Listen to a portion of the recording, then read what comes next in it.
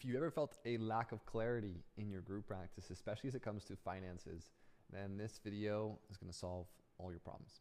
Well, actually, we're going to go through one of the most important documents that you can have in your practice. It's something that whenever I work with a group practice owner, like to help them get in place right away because it gives us clarity on what it takes to make more money. If we're spending more than we need to, right?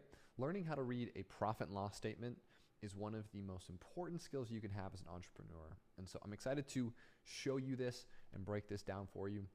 It's going to be a lot of fun. All right, so here is the document. I'm going to actually zoom in 125%.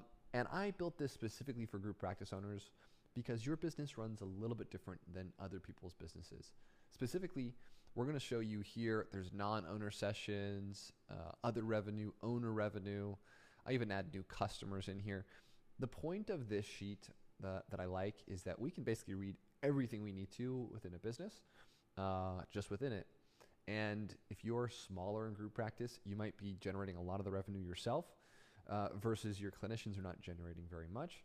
There's a lot we can play with here that will give us some clear insights to say, hey, we need to fill up our clinicians, or we need to take a higher percentage, or we need to charge more per session.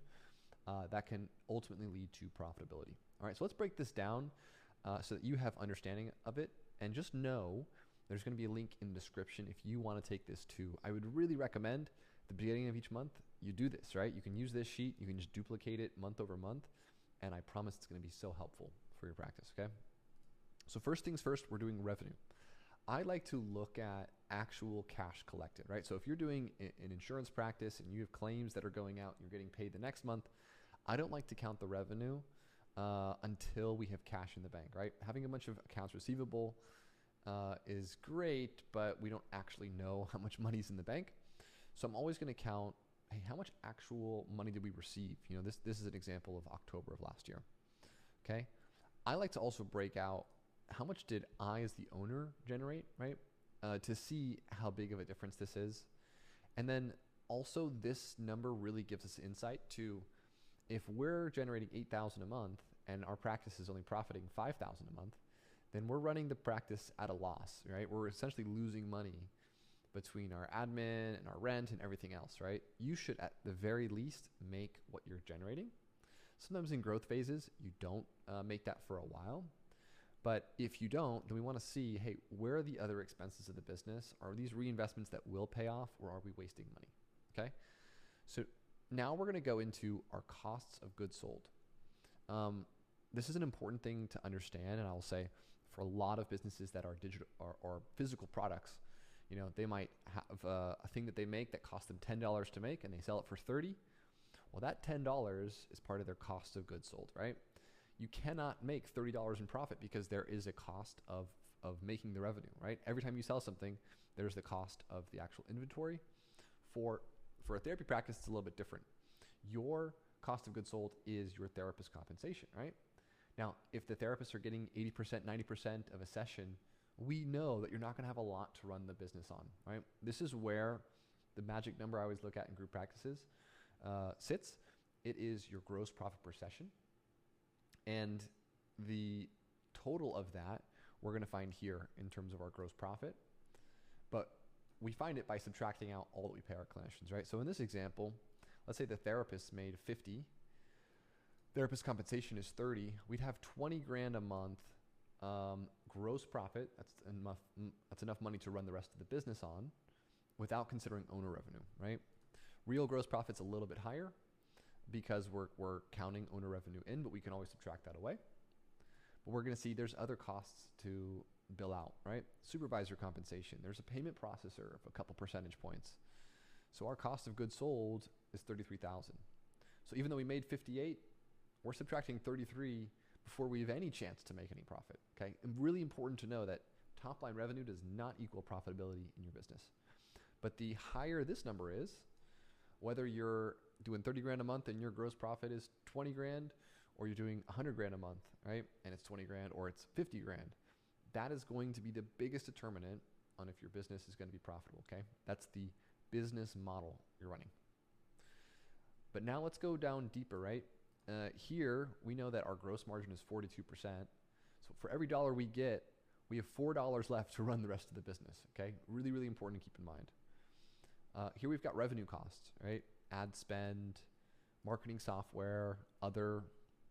I like to look at actual new customers because it shows me, hey, if I want to grow non-owner sessions every single month, I want to make sure that I'm getting enough clients every single month to keep growing that, right? This doesn't actually calculate into anything. I just like to have it all in one document.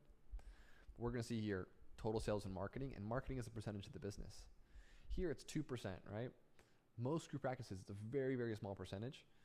And I would recommend if we could get a higher gross margin here, if we put more money into marketing, this is usually going to generate more revenue, which is going to pay itself off, right? A lot of times this number should go up within your business. On the other hand, operational costs. This is the other thing we need to run the business on, right? Admin, rent, software, utilities, all the other administrative or just operational costs of our business are going to be in this last category. And here in this example, I'm saying it's only $5,000 for rent. It might be a lot higher. To do 400 sessions, we might have 5-6 office spaces, right? But here, 16%. It's pretty decent, right? This really fluctuates business to business. Ideally, if operational costs can be kept lean, you have a higher chance of making more profit, right? If I'd rather you put more money into marketing, especially if you're below $1 million per year, because that can grow you to the total revenue where you have a lot left over. So we want to be careful with our operational expenses too. But we can see, hey, I had 42% left, subtracting out 2.7%, subtracting out 16.38. That's going to give me my net margin on the business of 23%. Okay. Now, I see a huge range in businesses, but a lot of times at $1 million per year, $2 million per year, if you can be at least at 20%, that's pretty good, right? A lot of group practices are less, and that's why they don't have any money. It's very easy to diagnose though. If you look at this gross profit number and it's $15,000 and you've got 2 office spaces and 3 admins, I can pretty much guarantee you're not going to be very profitable.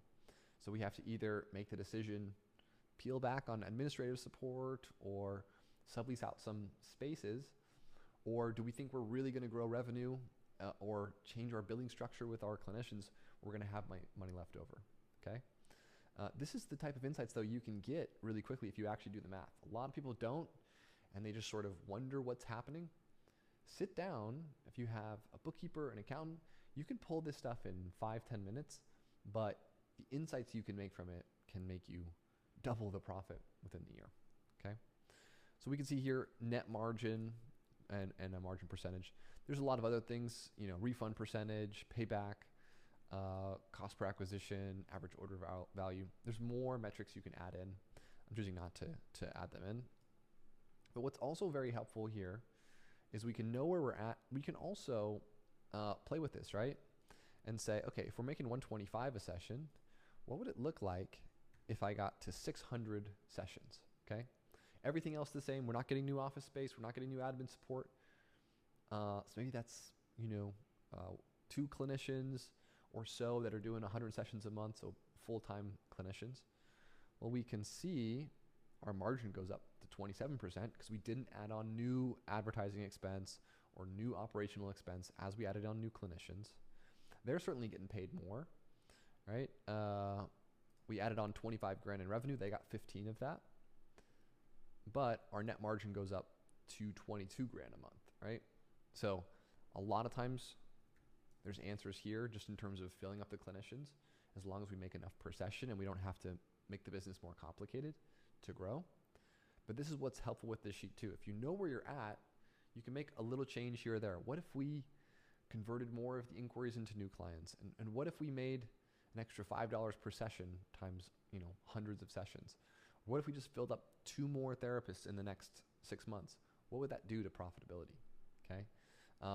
The best business owners I know are in here all the time. Even if you're not a money person, not a numbers person, learning to be for your own business is how you can get profitability really consistent. Okay. You can look here and you can say, hey, I have to grow to 1,000 sessions per month in order to make a decent living. do I want to do that? Or do I want to hire maybe less experienced therapists where I can take a higher cut? So we only have to do half as many sessions to make profit, right? At the end of the day, you need to make profit for this to be worth it to you. And so I really recommend you sit down and you plan this out. Okay, so if you have this and you're following along and you're doing it yourself, great. If not, I'd recommend you take this document and use it for your own practice. I promise you, it's so insightful. Most P&Ls that you get are not going to break down the categories of the business like this does. And so this is really, really, truly insightful so you can see the business metrics that you have. All right, so I hope you enjoy this. This is very, very important for your business. If you like this, there's a full 7-figure plan I have on my channel as well. You can check out. And otherwise, I wish you the best of luck making more profit in your group practice.